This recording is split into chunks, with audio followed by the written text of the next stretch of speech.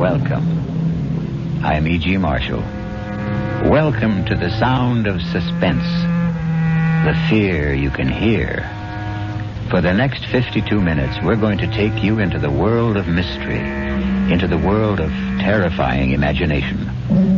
The story you are going to hear concerns a question which has been asked since the first men on Earth were born and died. Is there a life after death?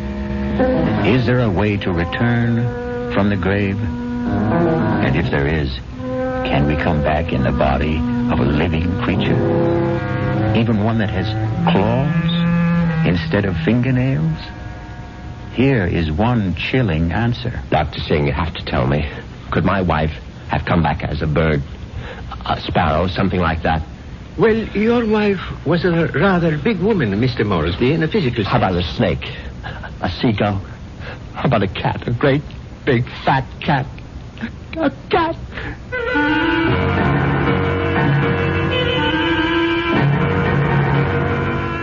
Our mystery drama, The Return of the Moresbys, was written especially for the Radio Mystery Theater by Henry Slessor and stars Patrick O'Neill.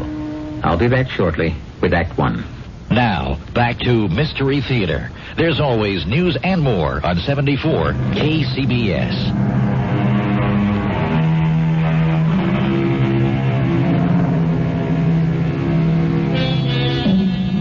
Now here is Act One. Like all murder stories, sooner or later, it reaches the office of a daily newspaper. You wanted to see me, Chief? You bet I want to see you, Prouty. Come in and shut that door. I bet I know what it's about. That story I filed on Richard Moresby, right? I got a flash for you, Prouty. This is a newspaper office, not a fiction magazine. You take this story of yours and see if you can sell it to Weirdo Digest or something. But get it off my desk. Now, wait a while, Max. I know it's offbeat, but I thought I handled it with a kind of a light touch. Stories about murder can't be handled with a light touch, not on this paper. But it's accurate. I mean, this is exactly what the guy Moresby told me, just before he died. Well, he must have been out of his head. He asked for somebody to hear his story. That's how I got to meet him. I was at the hospital covering that subway accident. Now, that story made sense to me. Nothing but nice, clear facts. But this nonsense... Please, let me tell you about this guy. Maybe you'll change your mind. All right, what about him? Well, for one thing, he was a real distinguished-looking guy. The only thing peculiar about him was his eyes. His eyes? Yeah. They were the palest blue eyes I ever saw in a man. They weren't really blue at all. They're like silver. Big deal. So he had silver eyes. And when he started to tell me about himself, well, I just had to hear the whole story, Chief. Yes, I was born in London, but my family moved to the States when I was young.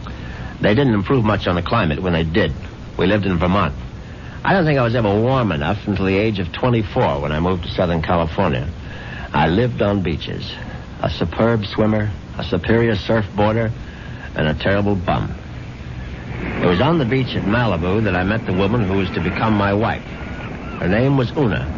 She was as pale as a gardenia with bones. Una had more bones than any other woman I've ever met. Lovely day, isn't it? I beg your pardon? I said it's a beautiful day. I don't think I've ever seen the ocean look prettier. Frankly, the Pacific always looked a little muddy to me.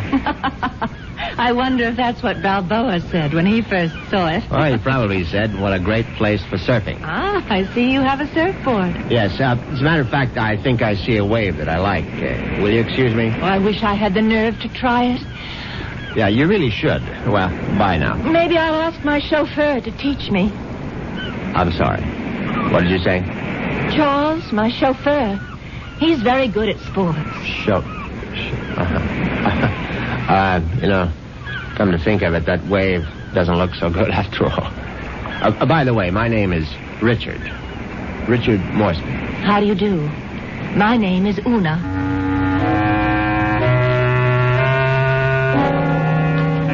Una Vandermeyer. That was her name. As soon as I realized that she was from the Vandermeyer family, she didn't seem half as bony as she did before. In fact, not only did I become accustomed to Una's appearance, I was even able to tolerate her inane conversation. Can't you just feel the mystery of the stars, Richard? Sometimes I feel their vibrations as if they're trying to communicate with me. Do you ever feel that? Well, sometimes, I suppose. I really think we must be one with the universe, don't you? I really believe there's just one great universal soul, and we're all part of it. Don't you think so, too? Yes, of course. Right on, as they say.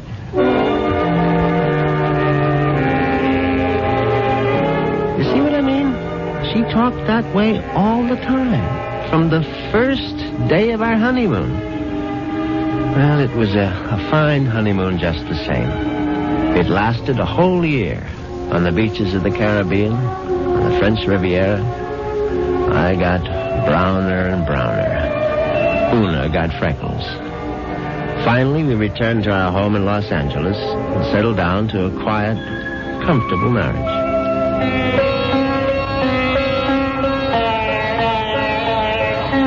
What on earth is that you're playing? It's sitar music, darling.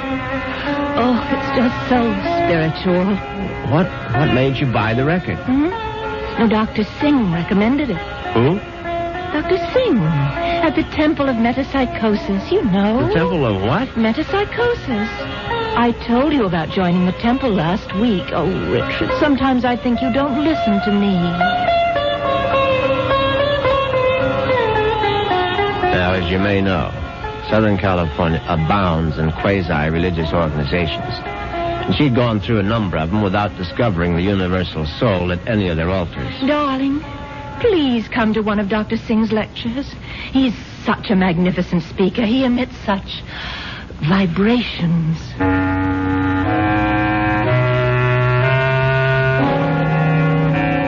And I went. You see what an obliging husband I was? And actually, it turned out to be more interesting than I thought. The temple itself was unpretentious, and Dr. Singh was an impressive man. And when he spoke, I realized why his message had such appeal for Una, because he preached a doctrine that combined eternal life with a love of small animals. The soul is immortal. The soul cannot die. The soul, upon leaving the body, must make its passage elsewhere.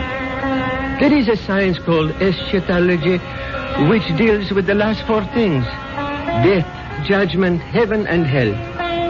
It is the most ancient of all sciences, and from its wisdom has come the inescapable certainty of the transmigration of souls. Yeah, I know it's a bit weird, but stay with it. And where does the soul go? According to the wise men of all generations past, the soul departs from the mouth of the dying. It is consequently a small thing. A bird, a snake, a mouse, a dove, or a hawk, a dog, a cat, an insect. For these small creations of God are empty vessels placed upon earth for only one purpose: to house the departing souls of humanity, so that they need not wander forever in a trackless eternity. Yeah, it's pure rot, of course. But that's what the man said, and Una sat there and believed every single word. Oh, wasn't he marvelous, Richard? Isn't it wonderful that the soul never dies? That we can all come back as little animals? I'm not sure I want to come back as an animal. But you'd still be you, Richard. Oh, don't you see? Mm-hmm. Well, by the way, what was that envelope you handed Dr. Singh after the meeting? The envelope? Oh, that was my donation, of course. Your donation to the temple? Yes, to support the work of Dr. Singh, to open other temples around the world. Uh-huh. Well, how much money was in the envelope? Now, what does it matter, Richard? I'm just curious. $2,000. Una, you go to that temple once a week. Do you always give that kind of donation? Oh, it's all in a very good cause, Richard. Well, in an equally good cause, that of finding out exactly how much of my wife's money was supporting this nonsense, I sneaked a look at Una's checkbook. The answer astonished me. Not only had my wife put more than $30,000 into Dr. Singh's collection plate, She had also donated some 20,000 more to various institutions for the care and feeding of cats, dogs, and birds. It was so kind of you to honor us with a visit, Dr. Singh. I know how terribly busy you are. On the contrary, you were kind to invite me to your lovely home. Oh. Now tell me, Dr. Singh, what determines the kind of animal one becomes when the soul escapes after death? Mrs. Moresby, that is a question which has baffled wise men for countless generations. But isn't it possible to do, well, research? Yes, Mrs. Moresby. I don't doubt that we could find the answer to such great questions if only we had the proper resources. But, unfortunately, that would require money. A great deal more money than the movement has at present. Well, it seems to me you don't do badly.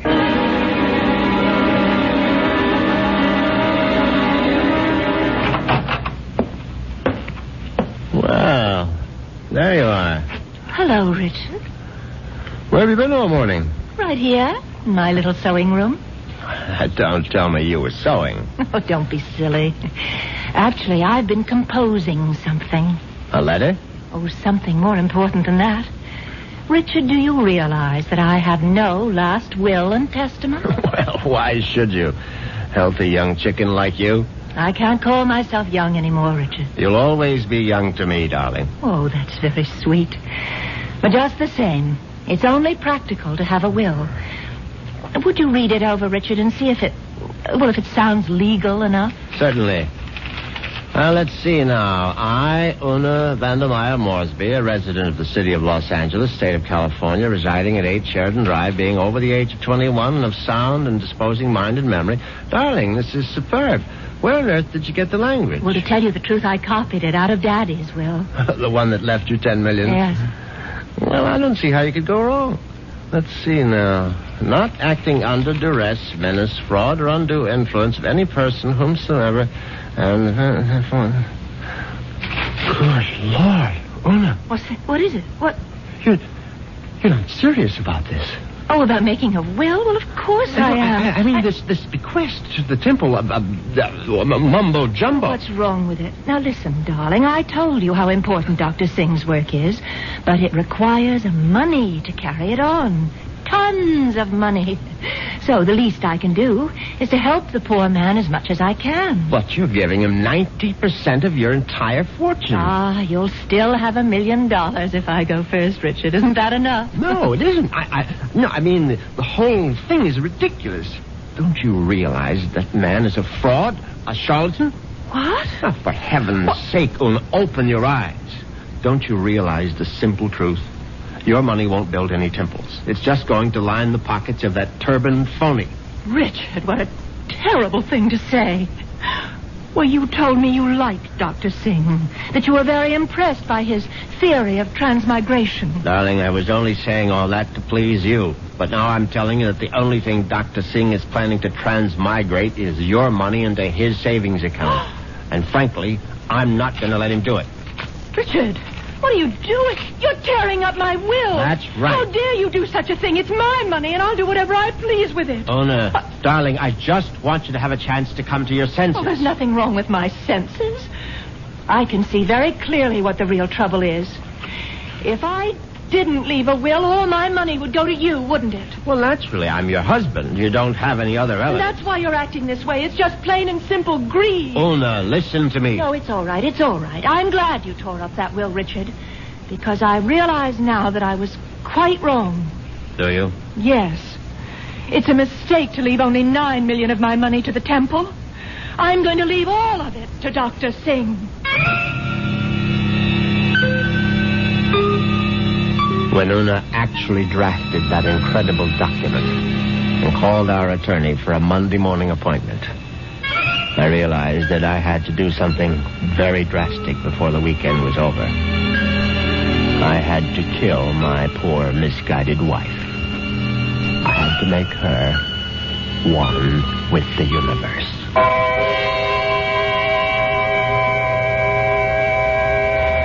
It's obvious that Mr. Moresby is going to be a very reluctant murderer.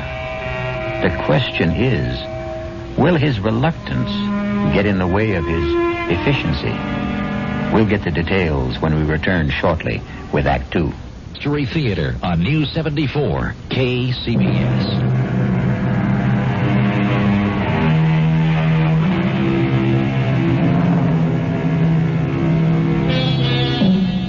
Now let's return to Richard Moresby. In order to find him, we'll have to search the highway, for Richard has taken his white Jaguar out for a spin. But there he is now. On Saturday morning, I took a little spin in my XKL and did some thinking on the open road. I didn't want to kill poor Una, of course. The whole idea was repellent. But on the other hand, the thought of Dr. Singh spending the fortune that was rightfully mine was even more abhorrent. However, I decided I would make one more stab at a reconciliation. Darling, may I come in? It's your living room, too. It doesn't feel like it. Matter of fact, I've felt like a stranger in this house for the past 2 days. I suppose that's my fault. Well, you haven't been exactly cordial, have you? I've hardly been home, Richard. I spent all day yesterday at the temple and all morning at the pet rest kennels. And how are all the little souls doing? You just won't stop being irreverent, will you? It's been my money all along, hasn't it, Richard? From the very beginning, you were attracted to my money. Oh, now, darling, if you thought that, you would never have married me. I didn't want to believe it. I don't want to believe it now. Well, now, how can I prove to you that you're mistaken? Richard, do you really want to prove it? Of course, I'll do anything you say. All right. Now, I know exactly what you can do. You can let me leave my money to Dr. Singh and the temple. The whole 10 million? Yes, because that's the only way I'll know that it's me you love.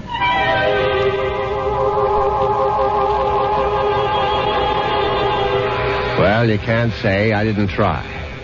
But Una's decision now left me with absolutely no alternative. I was still deeply unhappy about the necessity of taking her life. However, fate was kind to me that very afternoon. Now you're sure that you want me to continue reading, Richard? Of course, darling. Well, I'm sort of embarrassed about this part. It's a paper that I wrote myself. Something you wrote? Yeah, I wrote it this morning. I was going to show it to Dr. Singh. It's it's a sort of a poem. It's called Death. Snappy title. Hope I can read my own handwriting. Death has become nothing to me. Death holds no fear for me. Come, death, I welcome you. Lead me to the woods, the waters, the air above the earth. Come, take me, death. Your touch is kind. Richard?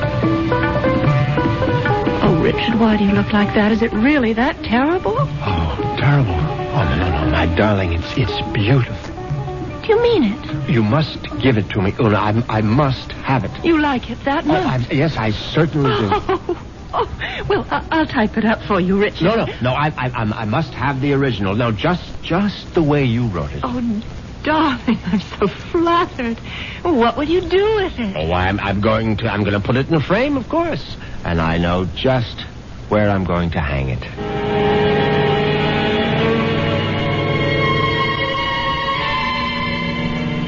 Yes, I could hardly believe my ears. Una had written her own suicide note in her own handwriting. It was truly karma at work.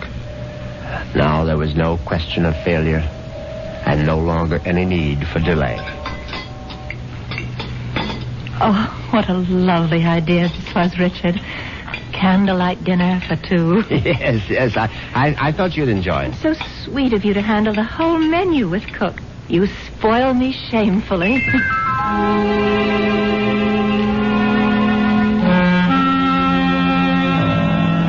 And that night, I spoiled her just a bit more by bringing hot cocoa to her in bed.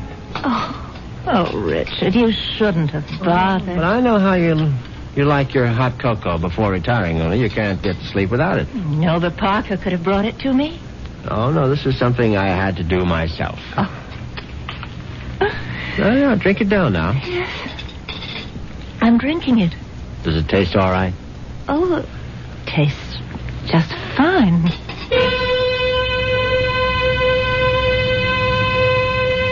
Now, that was very good news, because I'd prepared the hot cocoa myself, and I had no idea whether 25 melted sleeping pills would seriously affect the flavor. Finally, Una was all tucked in for the night. I went into my study, picked up the poem she had written for Dr. Singh, and brought it to the bedroom. I placed it carefully on the night table beside her. Then I bent over my sleeping darling to see if she was getting along all right. She was very, very quiet. And then a dreadful thing happened. Una opened her eyes. Richard. Oh, Richard. Hush, darling. Now go back to sleep.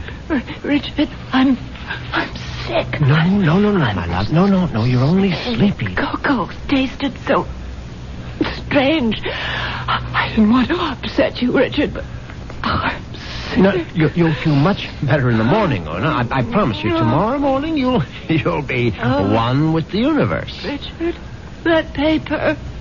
What paper, darling? It's my poem. My poem for Dr. Singh. What's it doing there? I was just reading it over, darling, that's all. And that bottle, my sleeping pills. Oh, it's empty. The bottle is empty. Oh, Richard. What have you done? Nothing, darling, nothing. Now, just go to sleep. Cocoa. You put sleeping pills in it. All of them. Don't try to get up, Una, please. Now, don't. Trying to kill me. You're trying to murder me. Now, for heaven's sake, Una, now stop saying things like that. Do you want the servants to hear? Help somebody. Help. Now, come on, lie down. Lie down, Una, for heaven's sake. Come on, now, lie down. Lie down. There. That's better. You won't get away with it. You won't get away with it, Richard. I promise you. Anything you say, darling. I'll come back, Richard. You know I'll be back. Yes, of course. Just welcome death, Una. The way you wrote in your little poem. I'll be back. I swear it. Oh.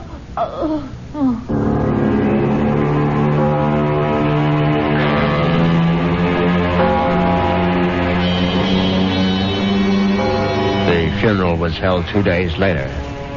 It was a magnificent occasion, of course. I gave Una a farewell that was consistent with her vast fortune. Everything was the best. Coffin, flowers, preacher, everything. Her burial place was one of the choicest bits of real estate at Forest Lawn. The only discordant note was the fact that Dr. Singh insisted on saying a few words at the service. They were familiar words, but frankly, they gave me a slight bit of a chill. The body of Una Moresby is dead, but her soul lives on. The soul cannot die. The soul is immortal. It has left the earthly remains of this woman and has sought the body of a small living thing. There it will abide until the Almighty is ready to choose its next home. Mourn not the end of Una Moresby, for there is no end. I couldn't help congratulating myself on how well everything had gone. When I called for medical attention the night of Una's death, the physician was only too ready to declare her a suicide. The police had to be informed, naturally, and they, too, agreed with the doctor's verdict. Una had died by her own hand, and she had died without a will. There was simply no question that the matter would be probated in my favor. Suddenly I realized I was not only rich, but a rich widower. What vistas opened for me? What the devil? Look out, you stupid mongrel! Dog, trying to get run over. I admit I was shaken up by it. It was sort of a coincidence, you know? Right after the funeral and all that.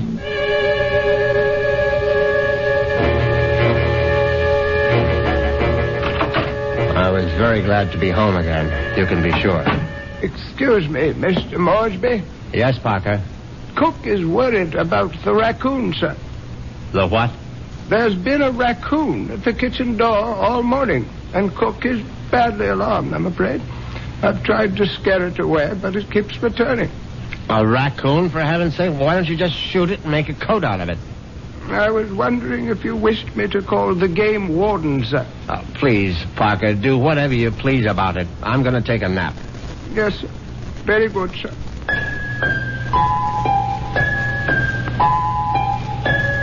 I went upstairs at once, undressed, and got into bed. It was a warm day, and yet I found myself cold. I got out the electric blanket and soon felt very cozy indeed. In fact, I felt so much better that I made a phone call.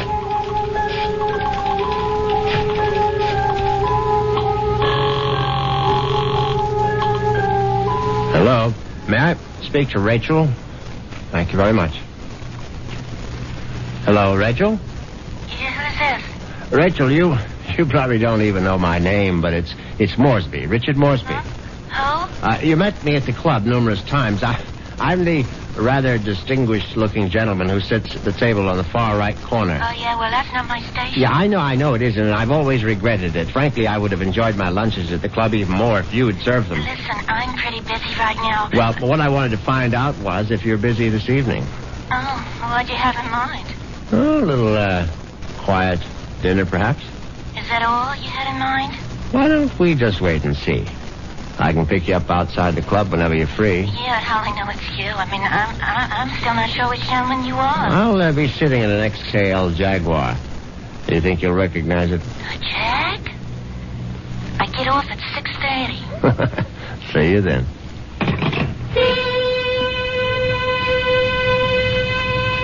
Yes, I was feeling very good now. Very good indeed. I would have drifted off into a pleasant sleep except for one thing. For a moment I thought a bomb had gone off in the room. Then I realized it was nothing more than a bird. A foolish sparrow had dived in headfirst into the plate glass window of the bedroom and now lay stunned on the carpet. I looked at the thing's fluttering little heart, and suddenly I was struck by a terrifying palpitation of my own. The dog, the raccoon, the bird. Good Lord. Could one of them have been Una?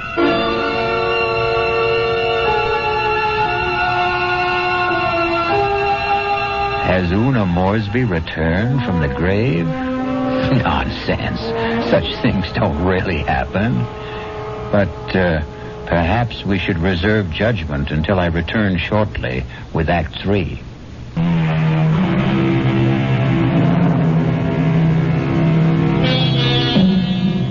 Now let's see if common sense has returned to our hero. He's doing a sensible thing right now. He's taking a good, refreshing shower.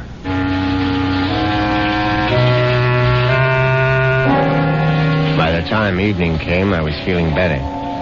All my peculiar notions about Una's animal reincarnation seemed ludicrous as I stood in front of the shaving mirror. I thought about the delicious young woman that was waiting for me at the club.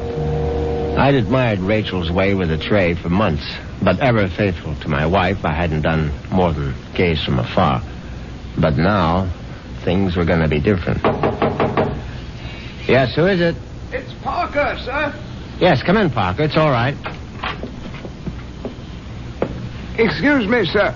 A bit of emergency in the kitchen. Well, what is it? A snake, sir. A what? Cook insists that there's a snake curled up in the telephone wire. Oh, that's ridiculous, Parker. Cook says it's there, Mr. Moresby. They do get into the house sometimes. Well, tell Cook she's seeing things. Tell her to stop nipping at the cooking sherry, and she'll soon stop seeing snakes. Yes, sir.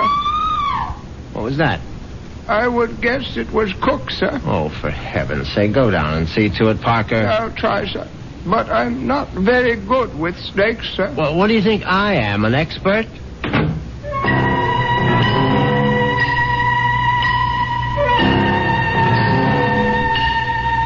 But that wasn't the end of it.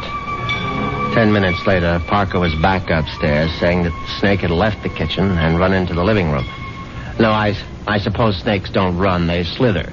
It slithered into the living room and was now embracing still another telephone wire, obviously mistaking it for a long-lost love. But then, another unsettling thought came into my mind. What if the snake... No, that was ridiculous. Hello? Hi.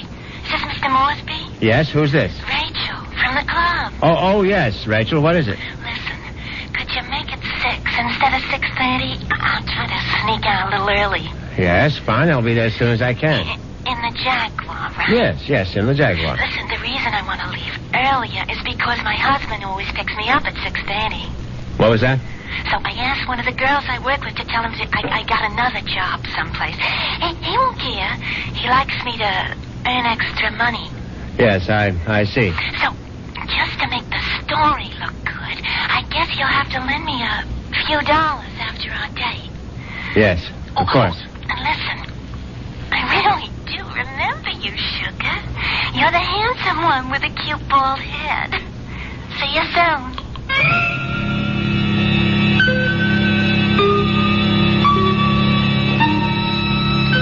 As it happens, I have a very full head of hair.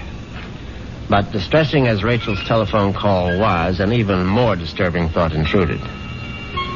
The snake was in the telephone wire. What if the snake had been trying to listen in on the extension phone?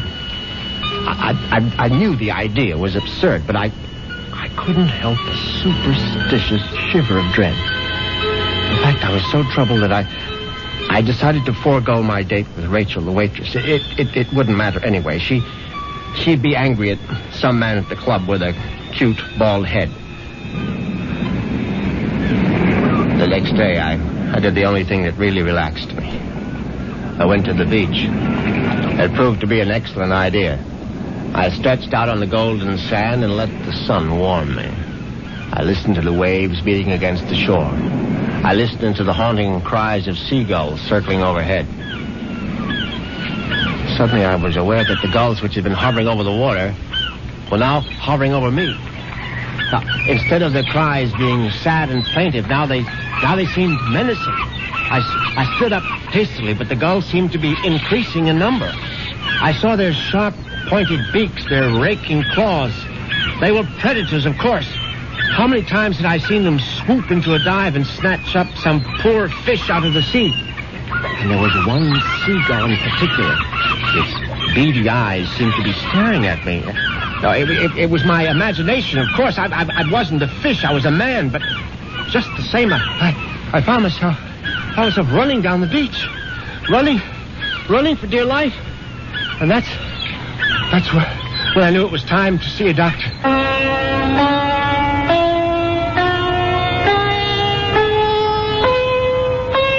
Yes, Mr. Moresby.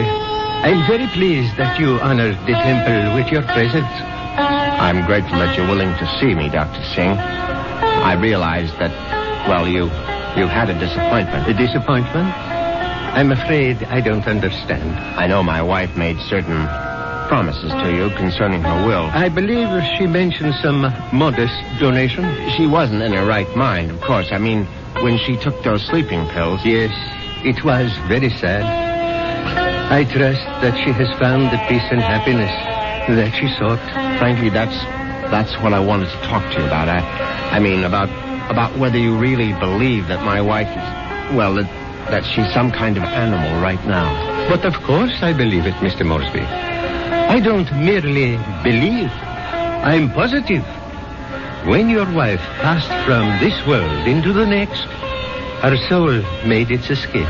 Yes, I know how it goes, but what I'd really like your opinion about is what sort of animal do you think she might be now? I told you, Mr. Moresby. We have no way of knowing. But can't you take a guess? I mean, you said it might be influenced by a person's karma. Am I quoting you right? Yes. The kind of person she was in life may well determine the kind of animal she is now. Your wife was soft. Your wife was gentle. Your wife was independent in spirit. Now, what animal does that remind you of? I don't know. I can't think. Then go home and think about it, Mr. Moresby. Go home and try to be one with the universe. I went home, and I tried to be one with the universe. And when that didn't work, I tried being one with a bottle of scotch. I was still in the library, asleep in the big leather chair, when I heard the noise in the cellar. I simply had to investigate. I looked into the cellar and found that one bare bulb wasn't enough for a thorough search. I found a flashlight and went down the cellar steps. At first there was nothing I could see. But then, there's an empty oil can. Swiftly, my flashlight picked out the culprit. At first, I thought it would turn out to be a mouse, but instead, it was a large, white cat. I don't like cats. I never have.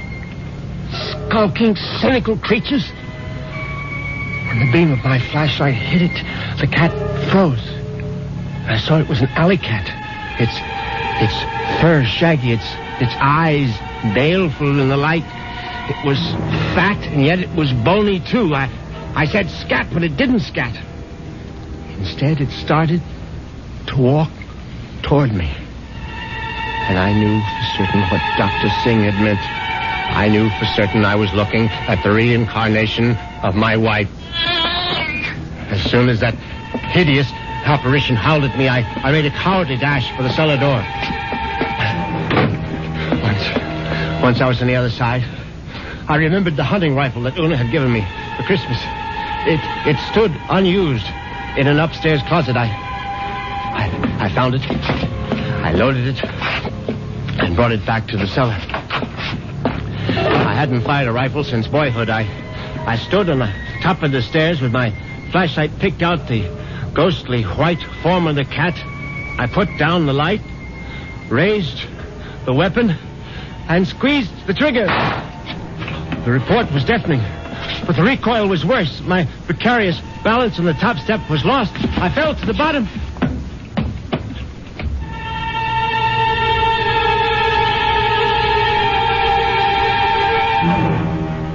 I tried to get up again, but the pain in my right leg was agonizing. I found out later that it was broken. But the cat was still alive. And it was regarding me at eye level now. Its fur matted with plaster dust. Its eyes filled with hatred.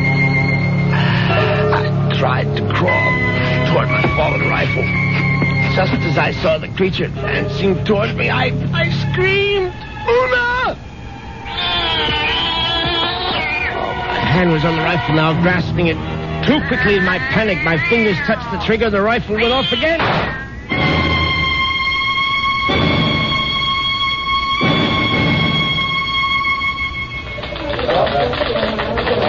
Well, that's how Moresby ended up in the hospital, Chief, with a broken leg and a bullet in his hip. And then he died. But I think he was telling the truth. You could see it in his eyes. His silver eyes, right? Yeah, his silver eyes. And you really believe that the guy's wife came back as a cat to get her revenge? What does it matter? It's still a good story. Sorry, Prouty, I can't okay it. Well, what if I got more details? What if I talked to this Dr. Singh? If I went to the Moresby cellar and found that cat? And what would you do then? Ask her if she's Mrs. Moresby? I still think it's worth a try, Chief. I'll tell you what, Prouty. What are you doing for lunch? I hadn't thought about it. Well, think about buying my lunch. You? There's a pretty good restaurant right around the corner where the Moresbys lived. Now we can get a bite there and then check out that cellar.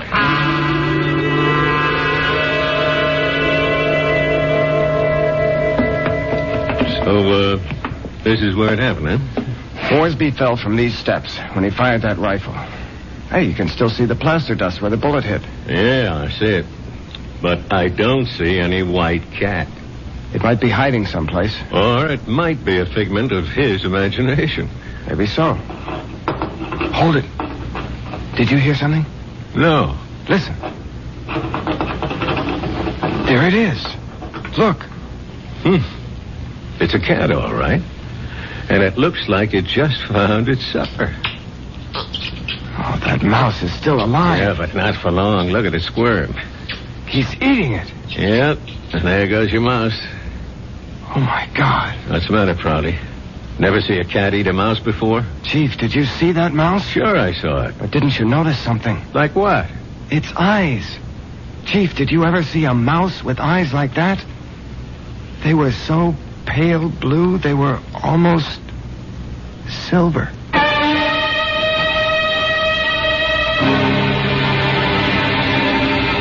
And so the cat and mouse game comes to an end.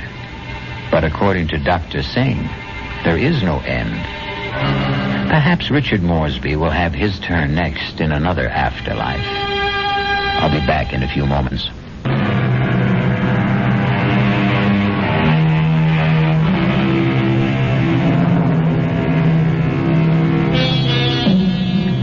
Do you believe in reincarnation?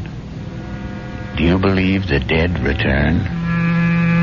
We have to believe it, because here we are, the reincarnation of radio drama. We hope you'll keep us alive by listening again to the Radio Mystery Theater. Our cast included Patrick O'Neill, Marion Seldes, Nick Pryor, and Dan Ocko. The entire production was under the direction of Hyman Brown.